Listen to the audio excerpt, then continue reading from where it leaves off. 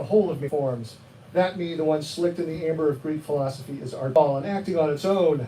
You might know a Barbara, but a deck of cards that is continuously shuffled. I will change all names to protect the innocent and not so. I will take great care to choose the names appropriately.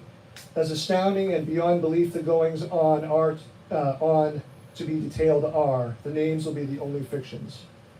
Beyond the act of communication, sharing my story and experience in life, exploring fear and fate and the supernatural, for the lack of a better word, and the unknown universe, big and small, vulnerable confessions and base gossip, perhaps a lame excuse or two for lifelong disappointments, and why I am and where I will be.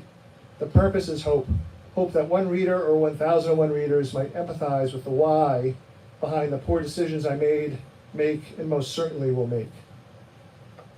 So we switch over to someone's handwritten response, and in the hardcovers it's in red ink, which is really cool. I assume you intended for me to find this. Maybe that's a lot to assume. Maybe it's not.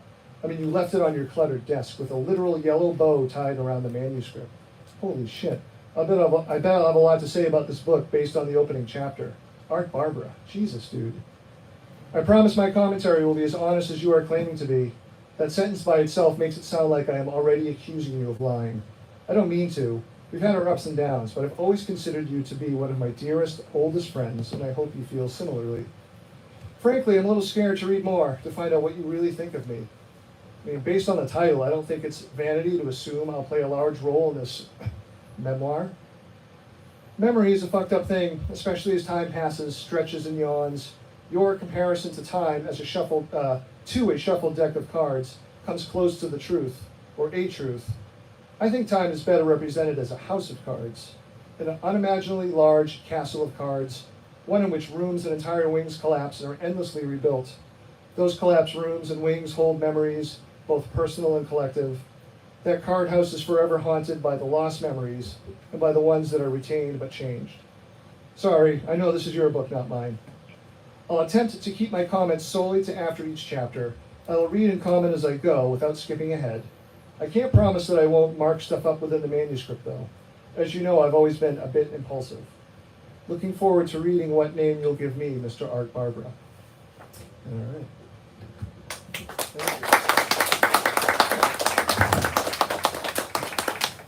I just wanted an excuse to move around a little bit and sit all day. So first and foremost, thank you, Booksmith. The first time I ever went to an author's reading was here at the Booksmith in like 2003, and it was Stuart Onan. And it just seemed like such a magical thing. So to be able to come back here, with my own book is, just warms my heart. And thank you so much to my good friend Eric, for joining me. Eric has really just burst onto the horror scene in the last couple years. He's an amazing talent, a completely unique voice, which is really unfair for someone still in his 20s, frankly. You're checks in the mail. Thank you. And he has really long titles, so I just wrote them down just in case I butchered them. But We Can Never Leave This Place is an amazing, I think your newest novella, just out like a week or two ago. And it's just really kind of hard to describe, like what Eric does. So I hope you check out his work as well. Anyway, hi Eric. Hi, thank you so much for having me, Paul. Please, thank you. Doing this event. I'm a huge fan, obviously. The Pallbearers Club, I think, is such a special book. I felt when I was reading it, it felt almost like a little confessional in a lot of ways. It felt very intimate. Members sort of like shrinking in the audience. It felt very intimate.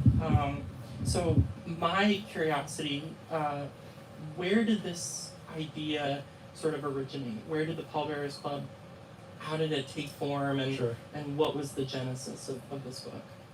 So let's go into, in some ways, a happy time machine back to November 2019, pre-pandemic. I just turned in Survivor Song, and really back to back I wrote The Cabin at the End of the World and Survivor Song. And I was frankly a little bit exhausted by those two books, just because they were written over the stories took place over really compressed timelines.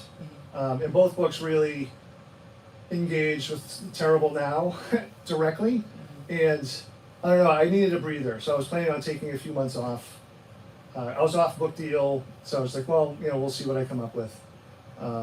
So November of 2019, I think it was November, the early fall, and there's some people here that I teach with too. I don't know if they remember this specific corporate chapel that we have at our school. So our school, every Monday morning, we pile into the church. All the students come in, seniors give speeches, and the headmaster then regurgitates those speeches. And then there's announcements, which is kind of hard to take on Monday morning, frankly. I mean, everyone's tired from the weekend. It's Monday, we have to hear everyone speak. Anyway, so I'm half asleep, sitting in the back.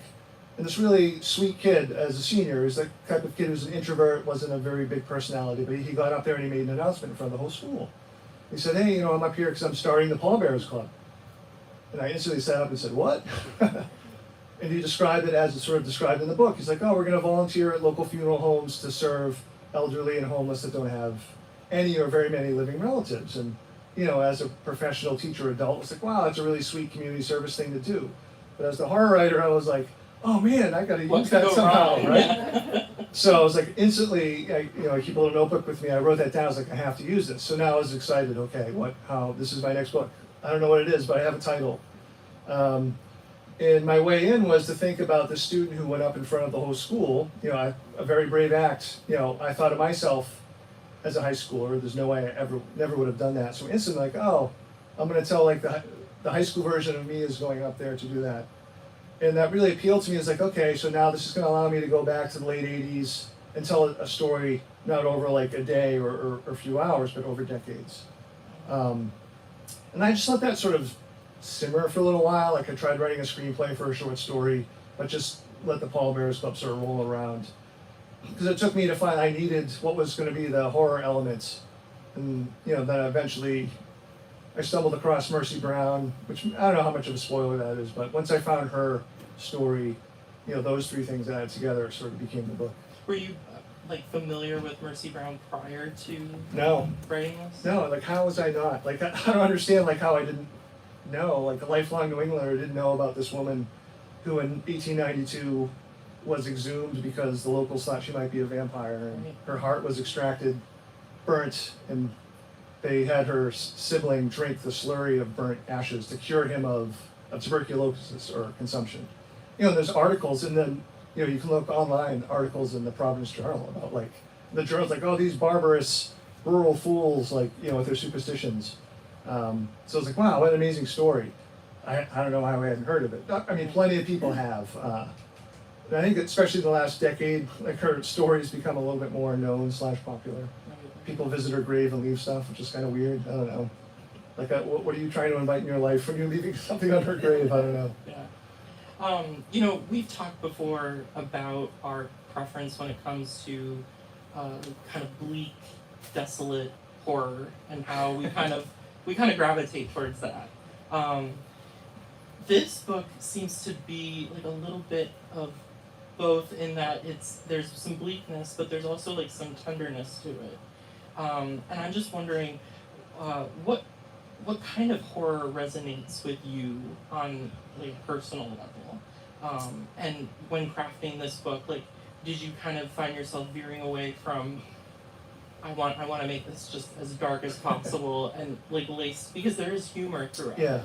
So I was just wondering if you could talk maybe a little bit about what resonates with right. you and how you approach this. I mean, I really try to make it, a fit what I think serves the story best. To me, it took me forever to learn that my ego had to be put aside and it had to be for what serves the story. I have to be able, and maybe not even in the moment, you also have to learn to trust your subconscious if you put something into a story or a book. And I do that plenty of times where something comes up and I put it in and I don't know why it's there. But if I'm at the end of a full draft and I can't justify to myself why it's there, then it's got to go. And I did a lot of cutting of this book. The draft I turned into my publisher had 30,000 words? No, it's too many. 30 more pages, 10,000 more words than what this is. Does that happen a lot? No, Okay. Cabin didn't get edited, which is kind of weird. Really? I mean, she said I can't do anything with this. It's fine. So thank you. But that's also an exception too. So those are the two That's extremes. very lucky. Usually most of my books are somewhere in the middle. Yeah. But in terms of horror, I don't know. I like to try to do different things, and in this one I was looking to try to have some humor, with the horror as well. I thought it was only fair to take out the horror on myself or the character that's the avatar for me, as opposed to other family members that I usually do. Sorry. Is writing something like this, because I can speak from my own experience, like writing certain things can be draining. Were there any points throughout writing this book where you found yourself kind of almost dreading going back to work on it, because it does go to some dark places? No, I mean, not more than usual, although I will say I wrote this in the teeth of the pandemic. I started it in April of 2020, turned in my draft in April of 2021. So there were times I was dreading going back to it just because I just couldn't muster the psychic energy to do anything, other than dwell on what was, happening horribly, everywhere, in our country in particular. So in some ways, this was the first time I ever would describe like the book as a little bit of an escape. Like I actually found like when I worked on it for an hour or two, that I felt a little bit less tired because like I got to disengage a little bit from what was going on. But what's going on definitely always worms into the book. But the other side of it, like part of the reason why I wrote this book is, I don't know, I know I see other writers out there who don't write horror, but like one of the questions we get all the time if you go near horror is like, why do you write horror? You sicko, or like, why do you do it? I don't know, and like honestly, that's like I was like, I don't know. It's like it's who I am. It's what I do. It's what interests me. But the answer, the other question that's sort of adjacent to that is why do you write? Like, why do you write? Like, I don't know. Like, I kind of decided. I don't know if this is wholly true, but pre to this book, I kind of decided to myself, oh, I discovered why I write. I write because I'm continually trying to prove to the teenage high school me that really didn't like himself very much and had a miserable time that I have something worth saying. So I kind of thought like writing this book would sort of get rid of some of those negative self-thoughts. Kind of purge. Yeah, didn't really work out that way. But I'm extremely happy with the book, so I'll take that trade-off. That's great. I mean, it's an excellent book. The structure, the way it's presented, it's obviously very different than your other releases that you've done. It's more of a found footage, told through the found footage lens. I was wondering if you could talk a little bit about your decision to structure it that way and just the process of writing like a found footage book, because in all intents and purposes, this is like a found footage novel, Yeah. correct? Well, I mean, there's a long tradition of like a memoir, like a found memoir, serving as the book. I don't know. I did some more fun stuff where the character Mercy, who I write, actually makes marginal comments within the book, which is a lot of fun. And so happy that my publisher printed it and read. For me was a little bit of a logic experiment. I was like, okay, it's a found memoir of this guy. The first question was who finds it, and once I figured out it was this woman who he's calling Mercy, that may or may not be her real name. Okay, she finds the memoir. What does she do with it? Like, why? How did we get to read it?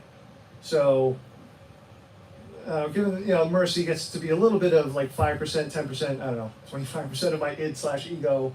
It's like, oh, she wouldn't be able to resist commenting on the manuscript. Not only at the end of the chapters, but she would like write notes in the margins too. So, I mean, that was literally the thought process through it. And I was like, oh, that sounds like a lot of fun. I have to make sure it works. I have to make sure it's there. It's just not, hopefully it's not just a gimmick. I mean, I think I'm able to sort of justify to myself why there was marginalia. I mean, I think her tone and her voice can definitely help cut some of the maudlinness of the narrator, which is, purposeful Gen X 90s sort of, glum woe is me. I mean, that's sort of what Gen Xers were, especially in the 90s. The decades before it, so many artists, they were looking outward. And in the 90s, like, things didn't seem so horrible for some people, obviously not for all people. So a lot of art from the 90s went inward, like, just to throw out Nirvana, for instance. I mean, all those songs were about Cobain talking about his own sort of suffering and struggles with mental illness. I know, so I felt like a 90s Gen X thing, so I wanted art to sort of sound like that, but I also knew that would be kind of tough for the reader to take to take that voice all the time. Mm-hmm. So that's definitely a purpose of Mercy, is to sort of call him on his own bullshit sometimes. Was there ever a point when you were writing that you were thinking maybe I should try a more traditional approach, or were you always kind of committed to this is going to be this kind of narrative that I want to tell, Right. and this is the kind of experiment that I want to play with? No, once I thought of, oh, I'm going to put marginalia in it, like I was wholly into it. Really, the only day I've questioned is today, because apparently Kindle readers, boo Kindle readers, right? Because we're in the best independent store in Boston. The book is unreadable in Kindle currently, which is a little bit of an issue as the 1-star reviews pile up. I can't read this. They're going to try to fix it, but they should come to the Booksmith to buy a hard copy anyway, right? I wanna ask you about a specific, really beautiful line in this book, and I'm gonna read it because it's just so powerful. I think it goes, "What if the part you so achingly want to fix, change, banish, or destroy is the part that is fundamentally you?" That line really spoke to me as someone with a lot of trauma. What is something in your life, something that's like integral to your essence, that you wish you could change, but you also know that it would decimate you if it was fundamentally gone? I don't know, that's really hard to answer because I mean that's a fear of mine, like the way my sort of brain works, where I so often just spiral into worst case scenarios, which make into my writing, which I think certainly informs and helps the writing, like, but it also makes day to day really difficult at times. So like there's the push and pull, like is that something I wish would go away or could fix, and like what would happen to the writing side of things if that were changed. So I don't know if that's a even sort of balance or an even sort of exchange. So I think that line sort of reflects those anxieties. And I remember when I wrote that, it's the one time in my life, I never skip ahead in a book usually. I usually I try to go in the order in which I think it's going to happen. But I wrote that in June of 2020 after obviously the pandemic, but the murders of George Floyd and everyone else, and everyone was just feeling like shit, for that whole month. So I don't know, I wrote this big long passage where it sort of reflected those sort of dark thoughts about yourself. And that was part of it. I cut a lot of it out because it was too much, but that stayed. So your propensity to kind of think the worst case scenario is something that, do you think that's something that is essential to being a horror writer though?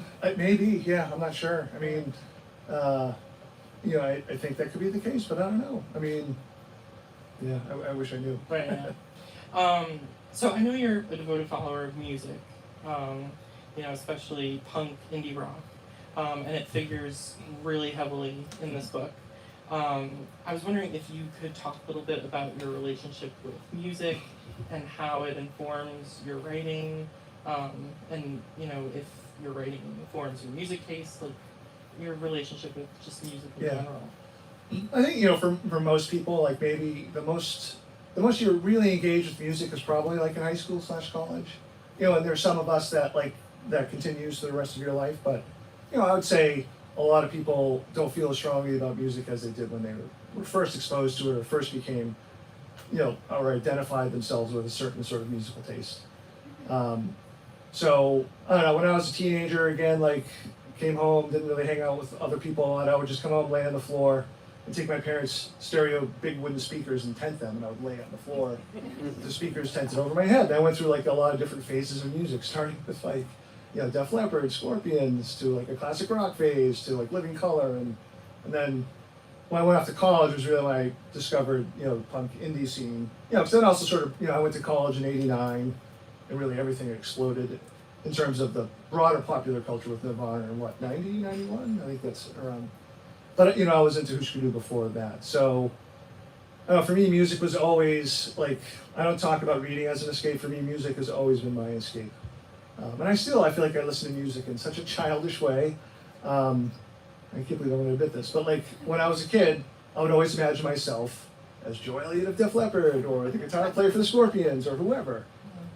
I still do that as an adult. Like a lot of my favorite songs, I'm like, yeah. But now I'm a little bit more realistic. I'm like, well, I can be the rhythm guitar player. So I'm listening, and if my voice doesn't sound like that, I'm the rhythm guitar player. Right. So I don't know. So for me, like music has always been like, that's been the raft, that's been the escape. And certain, I love movies too, but music is the only thing that sort of worked on me in that way to be able to shut everything else off, which I think for a lot of people is such a huge appeal of music, is just to let yourself be in that song. So that was like my first deep sort of artistic love. And as I got older, I discovered, hey, it's actually okay to like things and be passionate about things. Which sounds a little bit glib, but when you're, especially in high school, you have to be careful of what seems cool and doesn't seem cool.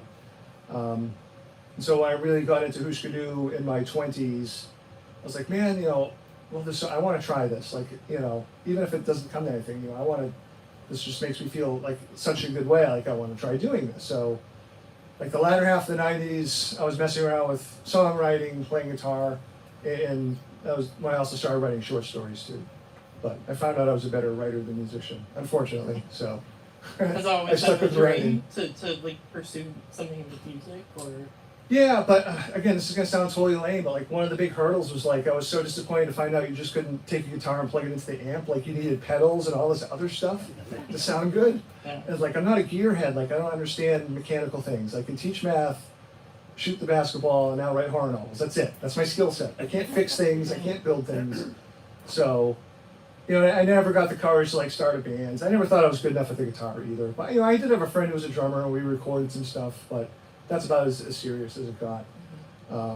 But definitely writing. As much as I sort of say I would be a musician, definitely scratches that itch to want to create. Now, when I read things that really excite me, they make me want to write. Like, which to me that's one of my favorite feelings as a writer is reading something amazing. Like I just read Mariana Enriquez's novel coming in February, and it's as a 50-year-old adult, it's like you think your favorite books have already been written, right? And you're like, oh, I love these books. My favorites were already written. And this is, I say with no hesitation, top 5 favorite book. It was such a pleasure to discover that. Like it's really got me excited to want to sit down and try, not her book, but just to write something, anything using that, siphoning off that sort of energy. Since you brought it up, I'm just curious. What do you look for in something that you read, like as something that's exceptional? What markers are there for you that make you say this is a really tremendous project and this really speaks to me? Like what about a book does that for you? I need pretty sentences and style, definitely. I know, and then it just has to ring true to me in some way. It doesn't mean it can't be some sort of wild, fantastic sort of adventure, but there has to be the ring of truth to it, whether it's an emotional truth, or just the truth of that story is sort of revealing.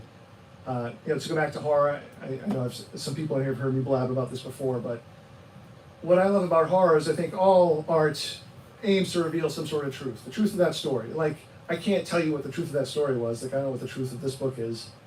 It took me 300 pages to write it. That's what, the truth of that story. But for horror stories, the truth is obviously typically a terrible truth. Or horrific, a terrifying, or an awful truth. And my favorite stories, and even the ones that aren't horror, there's a reveal of something, oh man, something's not right. And then it's about what are the characters going to do now that they know this? And I'm endlessly fascinated by that. And that's what I try to do with my books to the best of my ability. I think you definitely succeed. So is there anything, because you've been mentioned Enrique's work, are there any other releases that you've read recently that have really resonated with you that you could share with the rest of us that are really exceptional? Well, things have gotten worse since we last spoke. Other than that one. No. If you haven't read that, that'll fuck you up. So novel-wise, last year there was a novel called, oh my god. You should have asked me before. I could have written some stuff down. Now, also let me think of some other ones. There was Plain Bad Heroines by Emily Danforth, which is an amazing novel. It came out not last summer, but the summer before. That book sort of blew me away. I think maybe even subconsciously, I was like, oh, we have the same publisher, and she had like footnotes and illustrations. It's like, oh, I kind of want to do that too. So I think that might have made it into the Pallbearers Club. But there are so many of our contemporaries that are writing like amazing stuff. And some of whom I consider like close friends, like John Langan. The Fisherman is an amazing novel. He has a collection coming out shortly called Corpse Mouth. Larry Barron, Victor LaValle, Stephen Grant Jones. I mean, who's been just absolutely So prolific. prolific and killing it. With The Only Good Indians, I think being sort of his masterwork. But yeah, I'd say those titles. With writing this particular book, The Pallbearers Club, were there any moments that were like difficult to write or difficult to get through, or was the writing process like pretty seamless? Would you say? Every book sort of has like ebbs and flows. Typically for me, like at the beginning, the word count's pretty low, then I'll build up steam. But for me, it's a year-long process.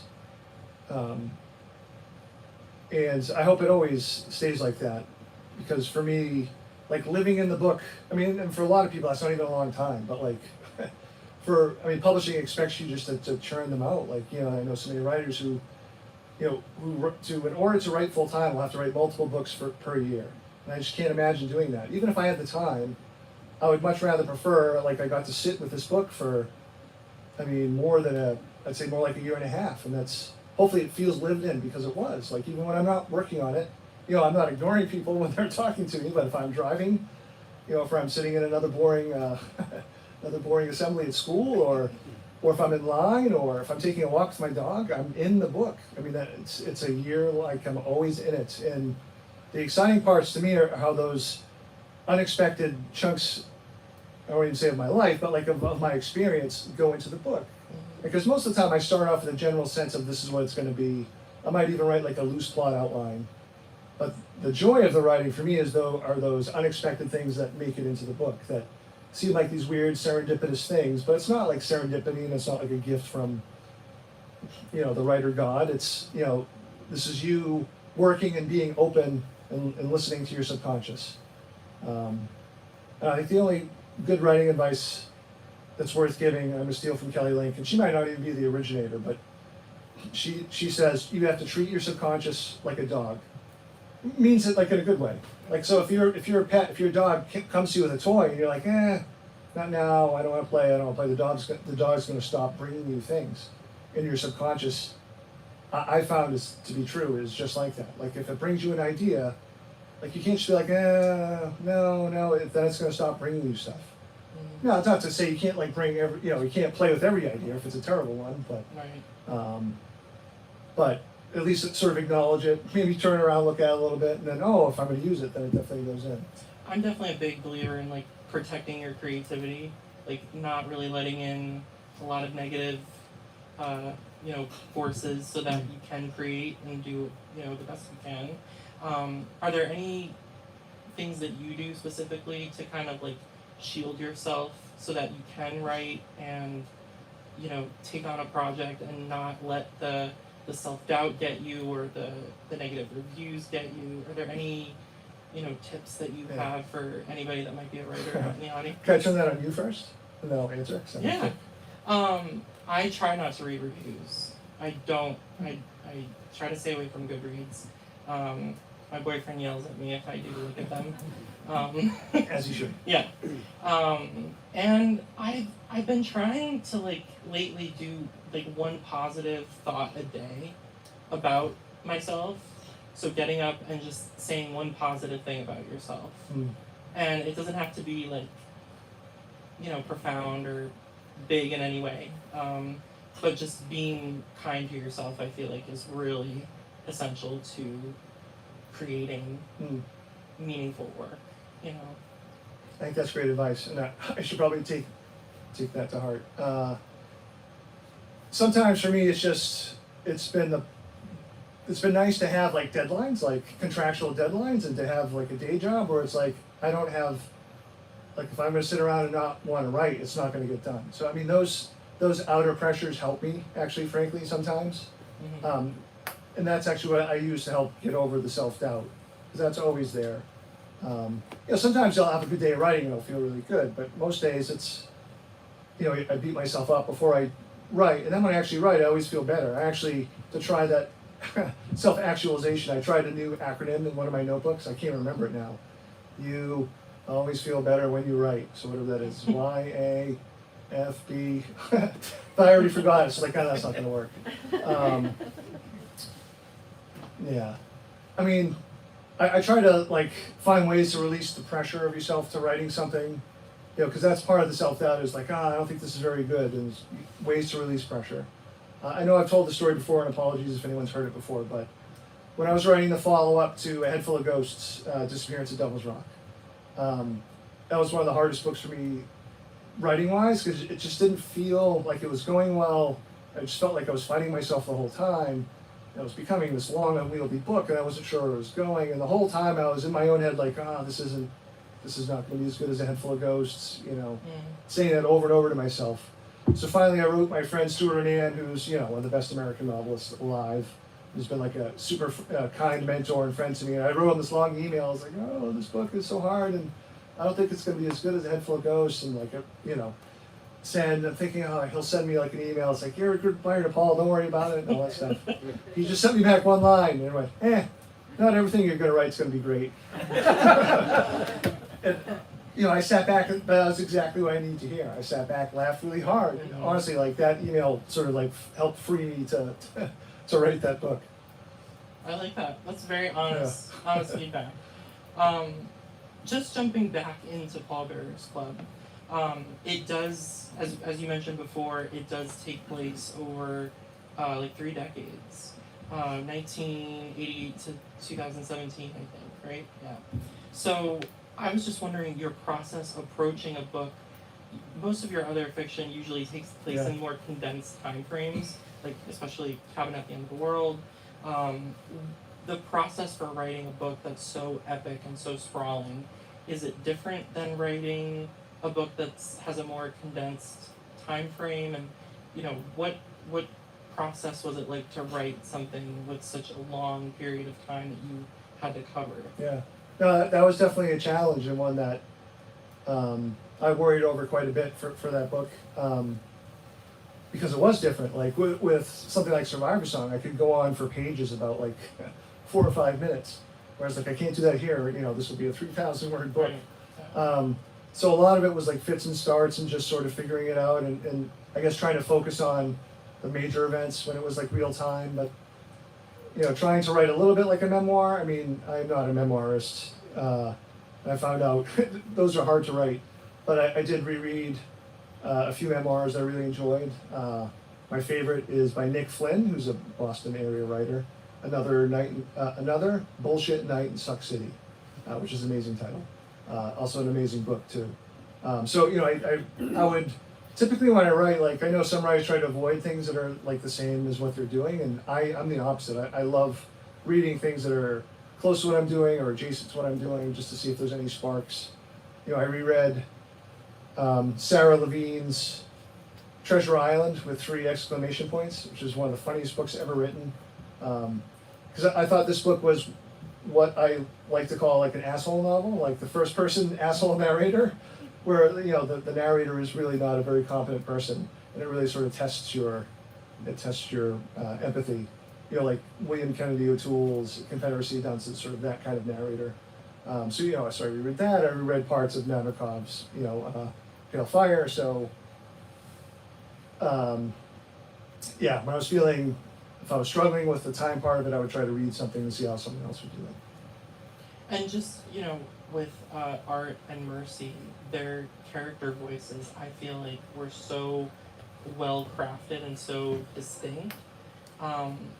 When you're crafting a character and kind of like building what you're going to create, what's your usual process with defining voice and making sure that they sound different from one another, and that they have their own unique qualities to one another?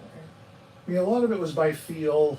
Some of it was like I let Art be a big chunk of my personality, but Mercy be sort of like the wise ass part. But I also, like, the first thing I did was I started with just one sort of tangible difference. Art was going to use long parentheses, parentheticals, and Mercy would not do that. She would use em dashes, but not as long as Art's parentheses, which sounds like a stupid little thing, but it was a good place to start from and then expand out. But otherwise, it just kind of, I guess, went by feel. Right. Is that kind of how it goes with most of your books? Like, you kind of just see what the characters, how they interact with one another, and like, do you do any exercises with them outside of writing the novel, or No. not really? No. I wouldn't know what to do. I was never taught writing. Let me ask you one question before, because it's coming up on 10 of 8, and then we'll take some Q&A. So your newest novella, which came out like a week or two ago, right? Yeah. We Can Never Leave This Place, which is an amazing story. Without spoiling, there's a frame to the story that's framed in a sort of like a near future real world, I would say. Dystopian. Yeah. But the main part of the text is this fantastical magical realism, talking beasties thing. Yeah. So I want to know, like, for that one, did the frame come first? Did the frame come after? So how? It kind of came after. It was originally that piece actually began as a screenplay before it was a novella. Oh. And in the original, well, I don't want to spoil anything, but it was written out in such a way that there was no big reveal at the end of what was actually going on. And then as I was developing it, I thought, this could really be an interesting take on trauma and how we process grief, and how trauma is like a wound that that closes, but it kind of always kind of lingers. So I kind of came up with this alternate version that ended up being what the novella is, but it was definitely like the frame of it shifted like while writing it. Yeah. I was gonna say there's a really scary spider in it. That's all I'll say about that. Really scary. Any questions from you kind folks? First one's ours, Kevin.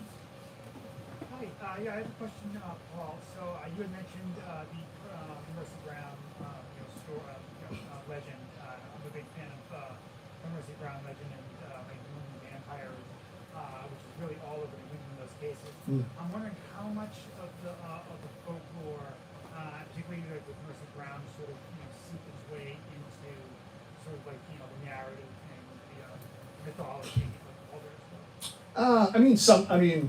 I shouldn't say some of it. I mean, in the book, it's not a big spoiler. Art does like a half-assed history project, where it's basically a brief interview about Mercy Brown, what happened to her, so you sort of get her story there. That's really where the only part where it's like, where it's, fully in your face. Yeah, here's the Mercy Brown story, and the rest of it is sort of, hopefully made up. Not hopefully, but like what happens that's weird in the book is not related to Mercy Brown necessarily, other than I don't know, like a vampire parasite kind of thing. So I read, I'm going to forget the name of the book because my brain is stupid, but my main source of research for Mercy Brown was a wonderful book called Food for the Dead, by a local folklorist, Michael E. Bell. So it's not just Mercy Brown, there's like 40 other people who were exhumed and had their hearts burnt and consumed. So, I mean, it was a really interesting book, and I found this book because every online source I found, including the Smithsonian website, all referenced his book. So it's like, okay, I'm just going to read his book then. So that's where it all seems to come from. But yeah, it's an amazing, horrifying story. Midnight Oil, yeah. T-shirt. Yeah, they were fantastic. Nice. Like played like 4 dates, and one was like in our backyard. John first, and then the back. Yeah, I was wondering, because I always see you scribbling in the black notebook, and I'm wondering at what point when you become obsessed with an idea, do you force yourself along a path to really get to the end of what you were trying to say from the beginning, or do you find yourself throwing a lot of stuff away through that year and a half process it takes to get to the end of a novel? What ends up getting thrown away, it's hard to sort of quantify because I edit as I go. Like, I wish I was someone who could just write it all in a big mess and then put it together, because my favorite part is having a full draft and then tinkering with it. But it takes me a year to get to that point. So I do a lot of editing as I go. So a lot of things that I try get deleted the next day or 2 days after, and they're sort of really gone from memory for the most part. Once they go in. This book's a little bit of an exception because, as I said, I cut as I mentioned, 30 pages. I cut one big sort of set piece that didn't fit with the logic of the rest of the book. I thought it was really cool and kind of creepy, but it didn't fit the interior logic of the novel. So as much as I liked it, I was like, it's got to go. Hey.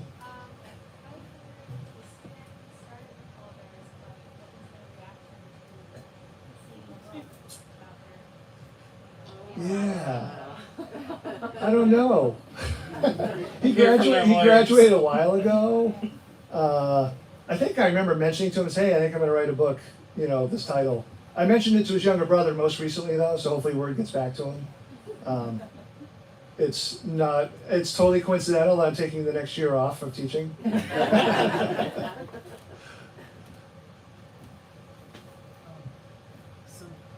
mentioned a little bit earlier about the idea of it being found footage book. How much are you thinking about those sort of genre conventions while you're writing, or is it all shut out? You're not thinking about that at all? It depends on the story. Something like Head Full of Ghosts, I was trying to think of as many as I could.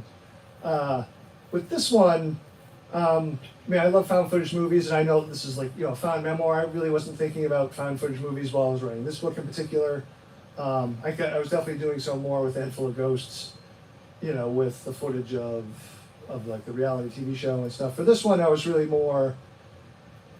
For me, the big struggle was which we talked about, was how do I do this expanded timeline thing, and the second was, for all the autobiographical stuff that went into the book. The hardest question for me was, okay, that's really clever. That thing that happened to me when I was 15 is now this, but does that matter for the story? No one else is going to know. That was something that happened to me when I was 15. So that was the harder part, and that was most of the cutting, was taking out stuff that wasn't necessary for the story. My editor took 3 months before she got back to me, which actually was the best thing ever, because it gave me those 3 months to go back to the book and be more objective about what needed to go or stay.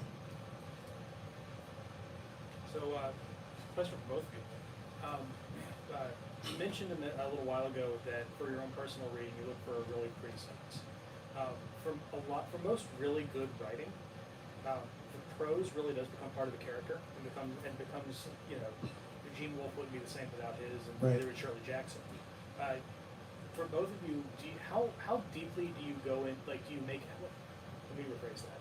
How much of a conscious decision is your word choice and sentence structure versus what just happens?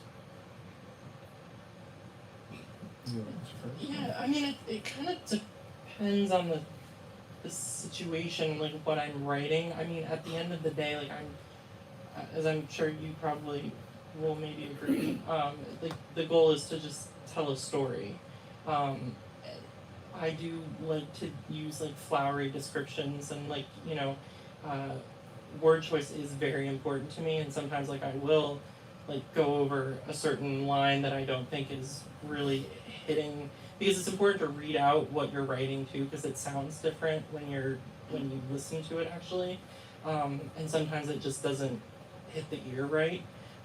So I think it's kind of a 50-50 situation, where on one hand I'm just trying to tell the story, then on the other hand I am trying to be conscious of the fact that I do want there to be poetic language, and I want there to be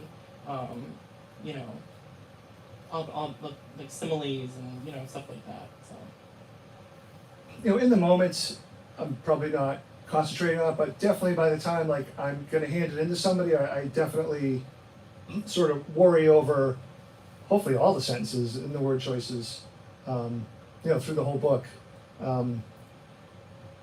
So John Gardner's The Art of Fiction was a really important book for me to read when I was first writing.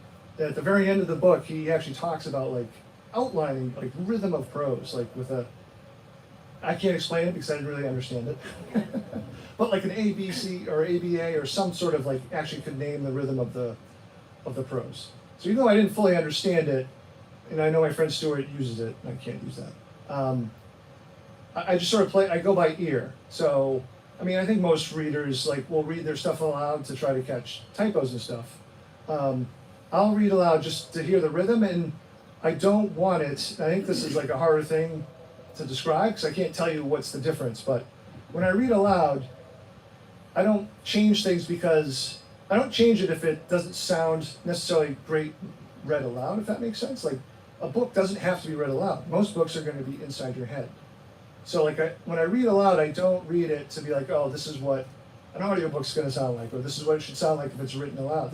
There are times where it actually probably should feel clunky if you were to read it aloud because it's different when you're reading, like when you're actually reading, when you're in your head, when you're lost into that sort of, magical moment of reader and the book sort of communicating. There's a different kind of rhythm there.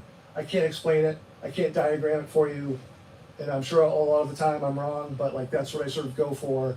And for me, it's just been by feel for a long time. Oh, that was a really navel-gazing answer. Maybe a couple more questions? Close to 8, yeah. So you were mentioning this earlier about the set piece from Pallbearers Club that you can tell. And this could be a question for both of you. Is there never a case where you've got something that was, you had to take out one of your stories, but then later work its way into something else?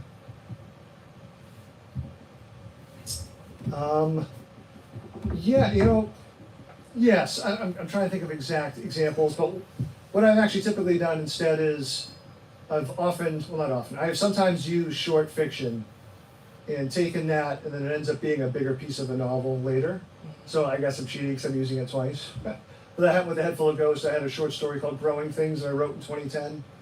And then in A Head Full of Ghosts, it's like, oh, these sisters tell each other stories. Oh, sort of like those sisters. What story can they tell? I'll just use that Growing Things story. And that was just like a fun, happy accident. And it ended up being a big thematic part of the book. And something similar happened with The Little Sleep as well.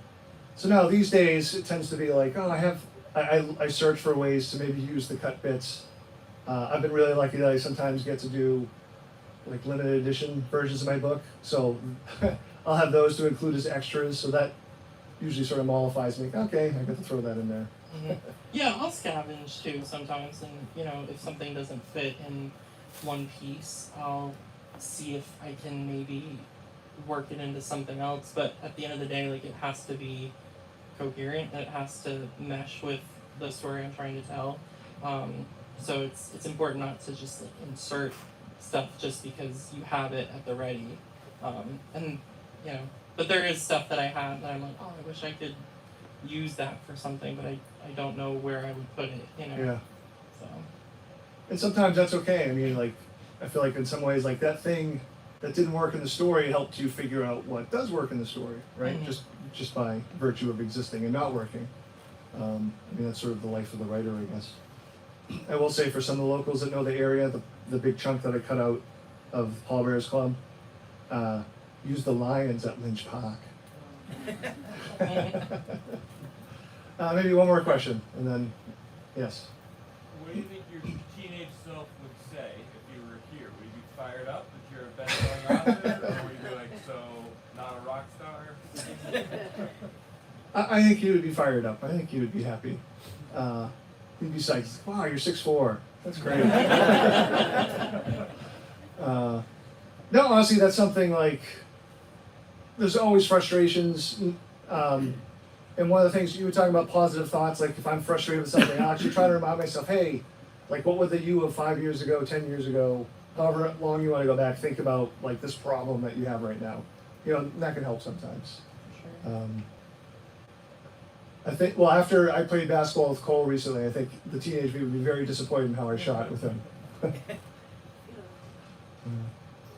Sorry.